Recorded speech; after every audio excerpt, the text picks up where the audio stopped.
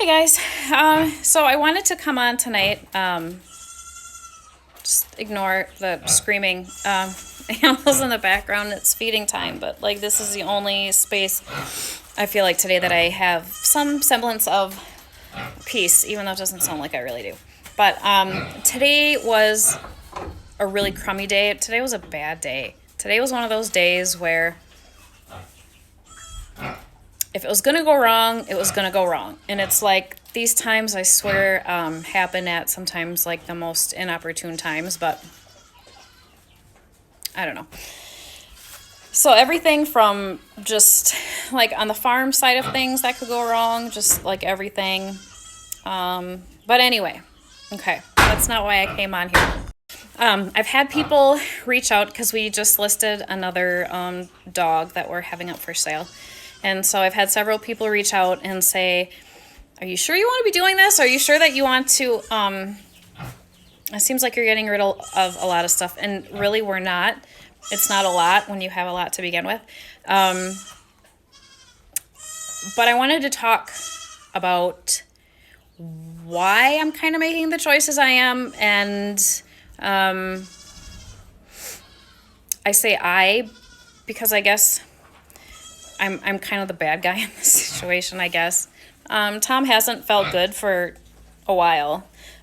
So, and the animals in the farm was always kind of my thing. And so I just kind of was immersed in it more than him. And with him feeling not good for the last couple of months at least now, it's gotten to where he's out here even less. So definitely I'm the bad guy with making the decisions that are being made. But I wanted to talk a little bit about why and how I come to the decision of what I'm doing. So first of all, I try to put the emotional side of it aside because it is a business. It's not a hobby farm. If it was a hobby farm, I would have, a couple of this and a couple of that, and that would be it. This is our life and how we make a go of it. So I'm trying to approach it with that same kind of mindset of these are business decisions that you have to make when a company is changing or having to make adjustments. So money is a huge part of it. So what are things that are very self-sustaining on their own? What kind of things are the cheapest to raise, that you can get the fastest turnover, that you can get the most bang for your buck, so to speak? Ways that you can supplement feeding to save money. I literally have a goat in the background right now. Do it again. That's trying to bash the door in because she wants to get in here. She's a treat. She may end up on the consideration list. Anyway, so yeah, things that if they get sick, for instance, how easy is it to treat? So there's like a million different things that go into the decisions that I'm making and knock around in this head of mine. And yes, for the people that have reached out and said that I look tired, I am tired. I'm physically tired and I'm mentally exhausted. So thanks for that. But anyway, so rabbits, we have tons of rabbits, okay? Lots of rabbits. We've got all different breeds and for all different purposes. The majority of what we do are meat rabbits, but we do have some like little fun pet breeds that we do as well. But rabbits are super easy. They're super cheap. That's another thing that I have to think about is how much time do these things take? How much time out of my day does it take me to feed them, water them, provide care for them, that kind of thing. So rabbits are super easy. They're just, you just put their feeders up and give them water. And for the most part, they don't require a whole lot of effort. So rabbits are easy to have they're easy to supplement feed. In the summertime, it's easy because you have grass that you can have them on. They call them like rabbit tractors. I grow fodder for them as well, so that helps offset a lot of costs as well. Turnover's really quick. They're only pregnant for 30 days, and then you get kits, and 2 months after that, in theory, they should be ready to be butchered if that's what you do. So super easy. Then we have goats and sheep. So in my experience and the stock that we have, sheep are way easier than goats. So we have more sheep than goats. And if I was going to be making cuts, the goats would probably be something that I would start chopping away at. But that's easy. Those are always easy to turn over. And if not, you can just put them in the freezer. And if you don't like that, I'm sorry, but that's just the way things are. So yeah, sheep are way hardier, way less of a headache for me. They're way easier to labor and deliver. So yeah, pigs are something that now we have quite a few of because we just had a couple litters. But pigs too, the kind that we have are pasture pigs. So we're reaching the end of our pasture time, but they're still out there grazing. And they're too super easy. They don't require anything. The biggest headache with them is a learning curve for us learning what kind of fencing they needed. But we figured that out. So that eliminates them. So chickens are easy. Chickens are no biggie. They too, you fill up a 50-pound feeder and turn them loose. And very, very easy.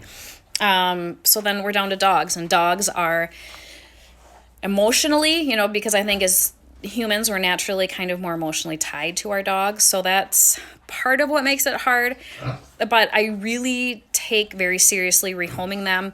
I don't just like, hey, free giveaway dog or a $50 dog or whatever, because we put a ton of time, energy, money into these dogs to create fantastic dogs. So just because we list something doesn't mean that it's going to go that day or the next day or a month or maybe even a year from now. Yeah, so when you're looking at knowing that you need to make cuts, you have to sit and look at if somebody is harder to manage than others, maybe if personalities, if you have one that just doesn't get along well, or there's a million different things that goes into, especially the kind of dogs that we have, to try to make those decisions. And they're not easy decisions by any means. This has been really, really hard. This is a really hard season that, our whole family's in. It's not just me. I'm just doing the business end of it. It's affecting all of us differently, and it's hard on everybody. Yeah. But that's just the way it is, and that's just this season right now. So I don't think I just posted one of our Anatolians up.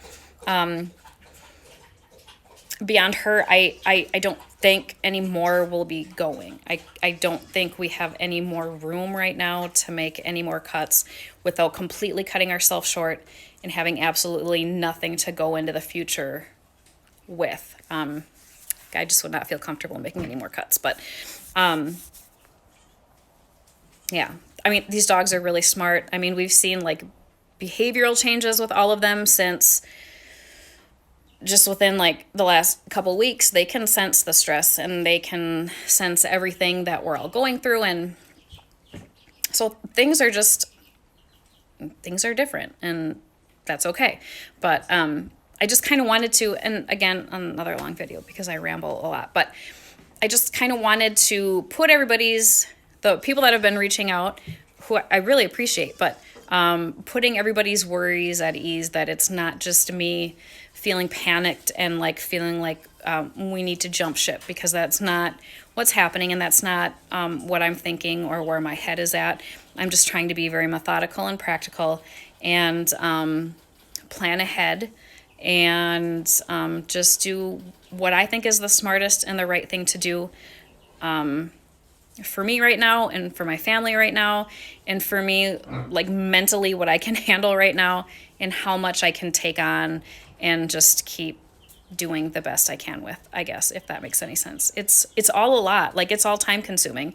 I don't think people realize the degree of animals that we have, how many we have, how many hours out of the day are just basic chores by the time you add in all the animals and milking, and like it's a lot. People don't realize it's a lot. So I don't know. I just kind of wanted to do a little PSA, which has turned into now a 10-minute video. So if you made it through this, thanks a bunch.